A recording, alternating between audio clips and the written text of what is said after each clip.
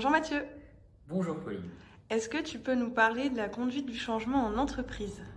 Alors, la conduite du changement est un vaste sujet, donc en 2 minutes ça va être assez court. L'idée c'est de se reposer plutôt sur ce qu'on fait au cabinet, donc une conduite du changement on les retrouve régulièrement en entreprise. Nous ça va essentiellement être sur l'accompagnement d'un nouveau modèle de management ou alors d'un nouveau logiciel, d'une prise de poste d'un nouveau manager. Ok. Donc le changement c'est le fait d'aller d'une organisation A à une organisation visée. D'accord. Et quelles sont les étapes d'une conduite du changement? Alors il y a plusieurs étapes. Mhm. Ce qu'il faut savoir, c'est qu'on est au démarrage dans un mode de fonctionnement, une routine, une organisation qu'on juge optimale. Et en fait, on va marquer une rupture pour y gagner en efficacité. Donc il y a un objectif qui va être visé, sauf que pour arriver à l'objectif visé, il faut changer notre mode de fonctionnement. Donc c'est la phase dite de rupture. Ok. Donc là, il y a quelque chose de très marqué, Première phase. qui est la première phase, tout à fait. Ok.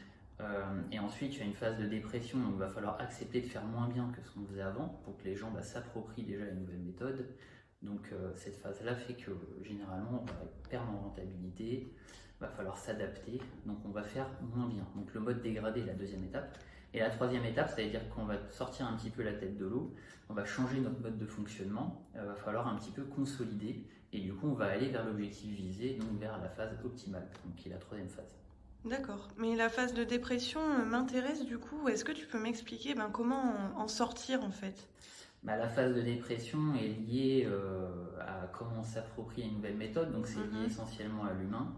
Donc il y a plusieurs manières d'accepter le changement. Donc les personnes, lors de l'appropriation de nouvelles méthodes de travail, vont avoir plusieurs attitudes qui vont être l'acceptation en fait, du changement. Donc dans cette phase-là, il va falloir accompagner, former les gens pour qu'ils s'approprient les nouvelles méthodes. D'accord, faut les Sauf que rassurer. cette étape-là, il y a plusieurs manières comme je disais, d'intervenir à la fois quand on accompagne le changement, mais aussi d'accepter. Donc il y a des personnes qui vont être plus ou moins moteurs. Donc il faut s'appuyer surtout sur les moteurs lors de cette phase-là pour pouvoir sortir rapidement du mode de dépression, du mode dégradé. Ok. Et surtout pas passer du temps sur les personnes qui ont tendance à freiner et à Mhm. pas vouloir avancer. D'accord. Pourquoi ça?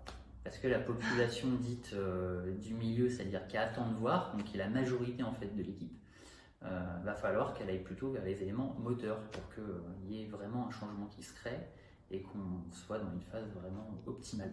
Ok, donc focus sur les personnes moteurs. Tout à fait. Ça marche. Et pour finir, est-ce que tu peux nous donner 3 conseils clés sur la mise en place de la conduite du changement? Bon, ça peut être mis en 3 mots qui Ok. va déjà bien communiquer le projet Mhm. au démarrage, donc la phase de lancement. Impliquer les personnes et les consulter sur les nouvelles méthodes de travail pour qu'ils aient leur mot à dire et puis du coup tout le monde s'approprie le changement. Et la troisième étape, c'est la phase de consolidation, c'est-à-dire le suivi qu'on met en place pour mettre la petite cale pour qu'on puisse ensuite progresser tous ensemble. Merci beaucoup. De rien.